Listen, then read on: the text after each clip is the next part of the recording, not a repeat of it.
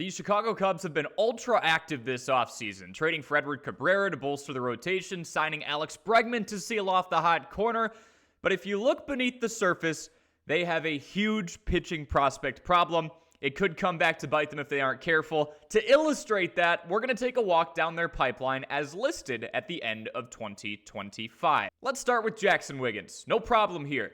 The number 2 prospect in Chicago's system has a 65 grade fastball, can push upper 90s, the slider is sharp and cutting as his reliable secondary option. And look no further than what he did in AA Knoxville last year to see the potential that people are raving about. 2-0 record, 1.93 earned run average over 10 starts in AA. And the stuff you really care about is even more impressive. 52 strikeouts to just 17 walks. Opposing batters hit just 152 against Jaxon Wiggins in that stint. Over his pro ball career in minor league baseball, they're hitting well below 200 against him.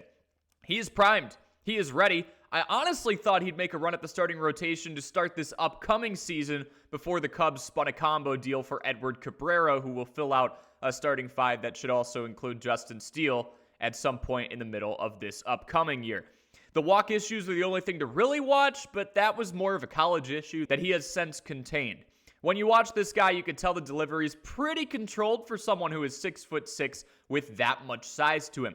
I repeat, I have no worries if the Cubs need to call on Jaxon Wiggins, but you need more than one good cookie in the oven. My worries come from everything after him. We scroll down to number 8 on Chicago's prospect list, a bit of a gap, to find Brandon Birdsell. 60 grade fastball, the pitch touches upper 90s with good arm side ride, and he has a curveball, slider, and changeup to build out what would be a 4-pitch mix. Birdsell climbed all the way up to AAA Iowa last year and went 1-1 while opposing batters hit .229 against him in 18 innings of work. So what's the problem? We're not going to see Brandon Birdsell in 2026 since he blew out his elbow in August and is having Tommy John surgery. He is shut down. Yes, I know. I buried the lead. Okay. Let's go down the line and find somebody else. Caleb Wing is a righty and the 11th overall prospect on last year's list. There we go. Problem solved, right? Cool connection. The son of 2001 White Sox draft pick Ryan Wing, actually. He was a second rounder, operating at 90 to 96 miles an hour with his fastball that has high spin rate. The kid even has a curveball, grading at 55 with the fastball, and he's working on his tertiary offering, the changeup. Reading up and down his profile, he has, repeatable motion, plenty of extension, no problem living around the strike zone. Nice! Sounds like a bright future for a 19-year-old. He is yet to debut because the Cubs drafted him just this last year. MILB.com says we may not see Caleb Wing until 2029. All good. Okay, let's keep moving for our next pitching prospect who could be called up this year at some point. Dominic Reed, more of the same. More of a mature prospect compared to Wing, as he spent a couple of seasons at Oklahoma State playing college ball and was selected in the 3rd round of this year's draft. He is already 22 years old.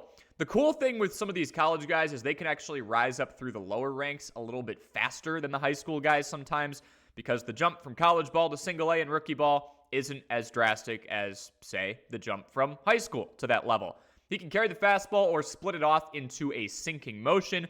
Sometimes Reed catches the plate a little too much and will get hit around, as he has to work on his breaking ball as well. But when are we going to see him? Probably not for a while. He hasn't even debuted in the pros yet either. Next, Grant Kipp, ranked number 17 in this team's system last year. 26-year-old, veteran at the minors at this point. And honestly, as I look up and down at what Kipp has done, he looks like a pretty good inning eater. Strikes out about a batter per inning, earned run average in the mid-4s. Not great, not horrible. A career high 108.2 innings pitched in the minor leagues this past year with the AA Knoxville Smokies. His ETA is 2026. Great. He will likely be in Iowa for a couple of starts, and then if the Cubs need him, they can call on him. But let's zoom back out. In the Cubs' top 19 listed prospects at the end of last calendar year, their pitching talent is as follows. Jaxon Wiggins, he's ready. Brandon Birdsell, out for the year. Caleb Wing, yet to debut. Dominic Reed, yet to debut. Grant Kipp, still needs to pitch in AAA, and he's likely the second option in terms of top-end pipeline talent for the Cubs this year. That worries me a little bit. If that Cubs rotation which has struggled with injuries in the past. Shota Imanaga, Justin Steele out for pretty much all of last year. Edward Cabrera, who they just got, he has an injury history. If Chicago needs to call on some minor league arms, we better hope one of these names I just mentioned grows up and performs real quick. If you enjoyed this video and love Cubs baseball, make sure you leave a like, subscribe, and we will catch you in the next one.